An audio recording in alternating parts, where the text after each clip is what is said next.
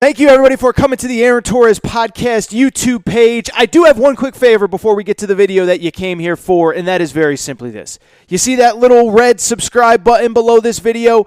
Go ahead, smash that subscribe button. It really does help me. It really does help this channel grow and my audience grow. So go ahead and hit that red subscribe button. And now, here is the video that you came here for. No more time to waste. It is Monday. It is the day of the national championship game between Ohio State and Alabama. It is surreal to think about where we have come from, where we were back in July, August, and September, arguing for a season, fighting for a season, debating if a season could safely be played. And here is Alabama that has played 12 games this season, going for a perfect 13-0 season. And Ohio State, obviously, we know the narrative. They have not played as much, but they will be a deserving champion on Monday night into Tuesday morning if they do, in fact, beat Clemson and Alabama back-to-back. And so as I break down this game, I think the biggest and broadest and most interesting thing about this game is that I know when you come to this show, or any show, frankly, you want answers, right? You want to know who's going to win, who's going to lose, how's it going to happen, what are going to be the keys. And that's obviously what I'm about to do in the coming minutes, but I also think it's worth noting that this might be, I would argue, the single toughest thing that I have ever had to handicap on this show, because we still don't really know who is playing on Monday night. Obviously, I talked about it a little bit late last week, the idea that there was a report and there was a moment in time where we knew Ohio State was still dealing with some kind of COVID issue. We weren't sure what was going to happen for them or their program. That narrative eventually died down. Ohio State, Alabama takes all their tests on Friday. They fly out. It all seems good, but it is clear that to some degree it appears as though there is still some sort of issue with COVID in the Ohio State locker room, right?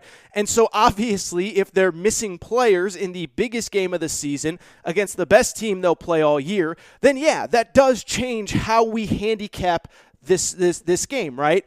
The second thing, Justin Fields, is he healthy? The last time we saw him, he had the game of his career, but he also took what might have been the hit of his career from James Stowski from Clemson. We all know he went in the tent, got the little magic Ohio State elixir, came back and was dominant. But obviously, if he is not at 100%, that completely changes the narrative of this game. And finally, three, Alabama, might just be adding a little boring old All-American for this game in Jalen Waddle, who is supposed to be coming back from, or he could, in theory, be coming back from injury this game. Jalen Waddle was actually Alabama's go-to receiver, quote-unquote, before he got hurt. Obviously, it allowed Devontae Smith to emerge, but there are some people that believe that Jalen Waddle might actually be the best NFL draft prospect in the wide receiver corps, even better than Devontae Smith, who obviously went on to win the Heisman Trophy. So there are a lot of variables that nobody really knows coming in.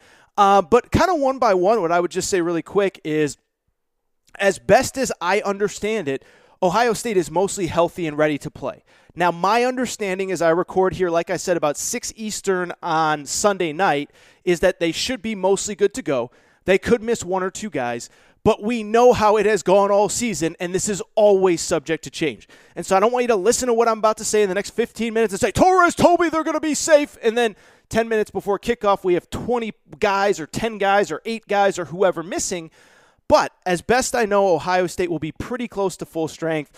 Justin Fields has said he is at full strength, and who knows what's going to happen with Jalen Waddle. Hard to imagine that he would be at 100% if he even played. And so when I look at those factors, and I look at a lot of different things, let's get into the game itself, because I want to start with what is again becoming a narrative that I don't really understand, which is that Ohio State doesn't have a chance, right? And we talked about this both before the national semifinal against Clemson, and we talked about it after the Clemson game, trying to figure out, why did we do this as a society? Why did we say that Ohio State had no chance against Clemson?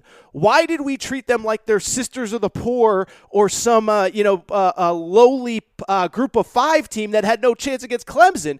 This is still Ohio State. This is still one of the elite programs in the country. They recruit as well as anybody. They have a quarterback as good as anybody not named Trevor Lawrence. So why did we do that against Clemson?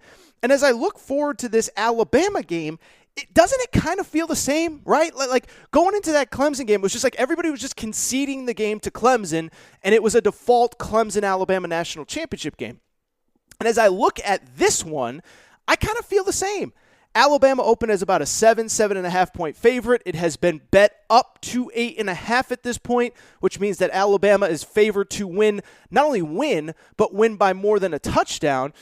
And Ohio State is again being treated like sisters of the poor. Well, they had a good season, but Alabama, SEC, national, Nick Saban going for another national championship. It's the revenge tour. And it feels like nobody is giving Ohio State a chance. And so over the next few minutes, what I'm going to do is explain to you why not only do I think Ohio State will keep it close, but I think they can win. And so when I look at this game, I think there are two key factors that will determine if Ohio State can beat Alabama. And there are two factors that are actually pretty straightforward that really need no explanation. But I'm going to explain them anyway because that's why I do a podcast, is to explain stuff, right? But the two factors, in my opinion, are, can Ohio State handle themselves on the offensive line and on the defensive line? And if they do, I think they can win this game. Now, you might be thinking, well, Torres, they must be pretty good on the offensive-defensive line because, they're Ohio State. They recruit elite athletes.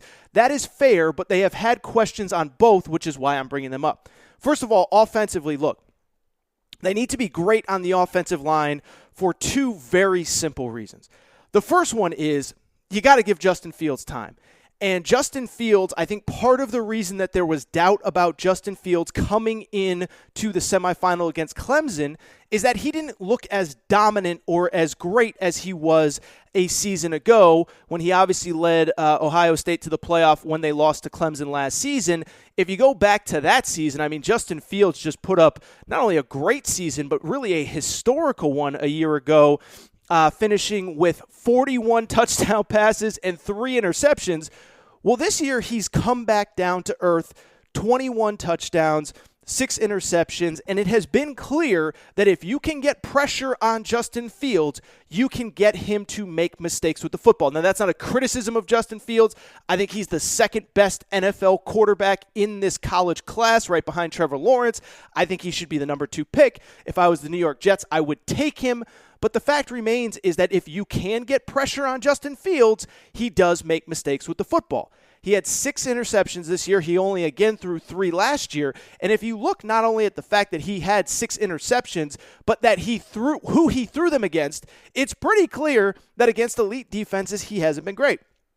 6 interceptions, 1 interception against Clemson, 2 against Northwestern, 3 against Indiana. Obviously, I take back what I said a second ago. He was great against Clemson, but he has struggled to a degree against the better defenses that he has faced all year. And so the reason that Ohio State dominating the offensive line is so important is because, again, when he has time, he can do what he did against Clemson, which is, of course, a historic game in which he threw for 6 touchdowns, almost 400 yards, and completely picked apart Clemson. The other thing, of course, is that, oh, by the way, when your offensive line is controlling the line of scrimmage, you can also run the ball, which is another reason why Justin Fields was so effective against Clemson, because not only was he he had plenty of time in the pocket, but there was the threat of the run with Trey Sermon, who rushed for 193 yards. So to me, the Ohio State offensive line is absolutely, positively one of the keys to this game, and I think a total X factor. I think the good thing for Ohio State, this is a unit that I don't think anyone really questions will not be ready to play in terms of COVID issues. This is a unit that has been in and out all year. If you watch Ohio State on a week-to-week basis, they actually were missing essentially their entire offensive line against Michigan State late in the year. And then when they played Northwestern in the Big Ten championship game, Northwestern actually was, they were missing a few guys in that game as well. So you would think they would be close to 100%. But I do think that is a huge, huge, huge factor in this game. Is the O-line healthy? Are they there? And can they protect Justin Fields, create space? Because if you can get pressure on him, he has made mistakes, and we will see if Alabama can do that. On the other side, I would argue an even bigger factor is how does Ohio State's defensive line play? And to explain why that's so important, you have to go actually behind the defensive line to the secondary. And what I don't think a lot of people realize about Ohio State is if they have one single weakness this year, it is actually in the secondary. It is in pass defense. By the way, I know I claim I don't do a lot of X's and O's on this show, but I mean, come on. It's a national championship game. We got to break some stuff down, right? And so when I look at Ohio State and I look at them coming into this game, the one place they can clearly be exposed is in the secondary. That's not just my opinion. That is based on facts, and I think this fact will surprise you. Ohio State had the worst pass defense in the Big Ten this year. Worse than Illinois, worse than Purdue, worse than Michigan, worse than Michigan State, Rutgers, Maryland, whoever. Ohio State had the worst pass defense in the Big Ten. Now, part of it, I get it. They only played 6 games in the regular season. You have 1 or 2 bad games with a smaller sample size. The numbers get inflated. They were really bad against Indiana, maybe not as bad in other places. But the fact remains, this is a weak spot with this defense.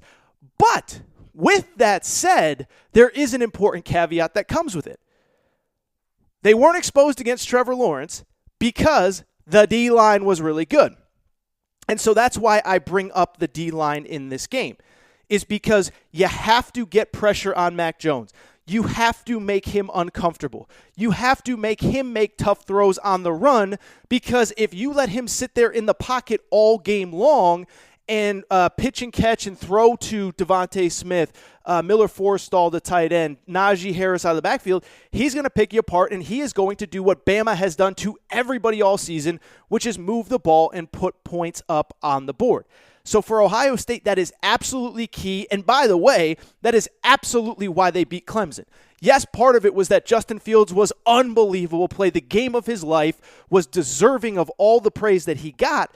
But part of it, too, was that Ohio State made Trevor Lawrence really uncomfortable in the pocket. And if you didn't watch the game and you just look at the stats, Trevor Lawrence finished with 400 yards passing, and you sit there and think, yeah, well, whatever, but he played well. Trevor Lawrence did play well, but he was under constant pressure all game. And if you watch by the end, I mean, Ohio State was just abusing Clemson's defensive front. 5 tackles for loss, 2 sacks, and Trevor Lawrence was just constantly on the go, where there was a couple plays late where I'm like, dude, you're going to have to take Trevor Lawrence out of this game or you're going to get him killed back there. So one is Ohio State's defensive line healthy, which my understanding is that it is healthy from the perspective that they'll be ready to go with COVID. But 2, you got to get pressure on Mac Jones, because we know how Alabama has beaten everybody this year, and it's by throwing the ball all over the field, pitch and catch. And that is how Alabama is going to beat you, because their defense is good but not elite in a season like this. Kind of looking at it from the other perspective from Alabama, and also why I think Ohio State's got a real shot to win this game. One thing stood out to me that I don't think anybody has talked about, and I don't really understand why I'm the only one talking about this. I mean, that tends to happen sometimes. Sometimes I tell you things before they happen. It's why you listen to this show. But when I go back to Alabama's season, look, the credit where it's due, right? And you guys know me. I'm not Mr. Anti-SEC. Oh, the SEC's overrated. No, I think SEC football is awesome. But Alabama put together one of the single most dominant regular seasons that I've ever seen. Every single game in the regular season was decided by 17 points or more. 10-game SEC-only schedule. They won every game by at least 17 points, including Texas A&M, which won the Orange Bowl, Georgia, which won the Peach Bowl, and everybody else that they played, they completely dominated. Auburn finished 6-4. They also dominated that SEC title, or the semifinal against Notre Dame. I know Notre Dame's not great, and I know that Notre Dame in technicality covered, but we all watched the game and we all saw that Alabama completely controlled that game from start to finish. They get up 14-0, and it was never competitive after that. But the one game that I don't really feel like people are talking about, does anybody besides me remember the SEC championship game? Does anybody besides me remember the fact that Alabama, against the best passing offense, against really the only elite passing offense that they faced all year, Florida was able to move the ball up and down the field on Alabama, and they essentially did it without a running game. If you go back and look at that game, I mean, Kyle Trask kind of had his way with their defense, which is not even a criticism of Alabama, because Kyle Trask had his way with everybody's defense. But he finished that game with over 400 yards passing. Florida didn't even attempt to run the ball, 56 yards rushing the entire game, but Kyle Trask was able to throw the ball all over the field. And so as I look at this national championship game against Ohio State, that's kind of what's etched in my brain. Alabama all year long has essentially faced like one NFL-ish caliber quarterback, because with due respect to Texas A&M, Kellen Mond is not an NFL quarterback. With due respect to Georgia, JT Daniels was not playing at that point. It was Stetson Bennett. Stetson Bennett is not even maybe an SEC quarterback, and I like the kid. I wish the kid well, but he is not an NFL caliber quarterback. The one time Alabama faced an NFL quarterback all year, by the way, Ian Book from Notre Dame, not an NFL quarterback. The one time Alabama faced an NFL caliber quarterback all year was in the SEC championship game, and the dude torched him. And the one time that they faced the elite receivers that they'll see on Monday against Ohio State, they got torched by Kyle Pitts, who had over 180 yards receiving, which is insane to think about. 130, Kadarius Toney, 153. But when I look at Alabama, I'm saying, man, they've really only faced one offense all season long that has any kind of firepower similar to Ohio State, and that was the closest game they played. Now, they won 52-46, but man, was it close. And man, was Florida able to go up and down the field, up and down the field, up and down the field. And I know Alabama, I don't know that there was ever a thought that they were actually going to lose that game, but they could never put them away. And so when I look at Monday's game, now Alabama is playing the best quarterback that they faced all year, with probably not quite as good wide receivers as Florida, but pretty darn close, a running game to match, and a better defense than Florida. And so if Alabama could only beat Florida by 6, then I think with this Ohio State defense with a slightly better quarterback in Justin Fields, I think Ohio State can win this game. Now, I will be monitoring this game all day Monday to make sure that we don't get any updates on any weird COVID. But assuming that we don't get any weird COVID, here is my national championship pick. Ohio State 41, Alabama 38. I am picking Ohio State to win the national championship. And it's because for all of the reasons I said. You're not going to slow down Mac Jones, but I believe they can get pressure on him. Justin Fields is phenomenal, and if you can protect him and find balance in the offense, you can't just send everybody after Justin Fields, you're going to be okay. But in the bigger picture, here is why I like Ohio State. This just feels like a team and a program that has been doubted all season long. And like I said, it really does go back to middle of July, end of July, early August, when the Big Ten canceled the football season. The reason that Ohio State fought so hard for this season was to get to this moment. This moment is huge for them. It's bigger for them than maybe anybody because of how hard they fought. Now, that's no disrespect to Alabama, which has been on a revenge tour of their own over the last year to get back to this point. But when I look at Ohio State, they went from not thinking they would not have a season to fighting for this season, and then all the adversity that they went through. All the games that were canceled, all the COVID positives, the fact that Ryan Day wasn't able to participate in what they did. He wasn't even able to travel for one of their games. The fact that Justin Fields, as I said, basically played behind a backup offensive line for one game against Michigan State. The fact that everybody on the team has seemingly had to miss time in, out of the lineup. And I think it's made them stronger. And I think against Clemson was the first time that we saw the Ohio State team that we thought we were going to see in July and August before the season was canceled. And so at the end of the day, I've never bought this narrative that Ohio State is like significantly worse than Clemson, and I don't believe now that they're significantly worse than Alabama. And I think when you factor it in, I think they actually match up really well with Alabama as well as anybody in college football except maybe Clemson. And I think it's going to be a heck of a game, and I think Ohio State can win.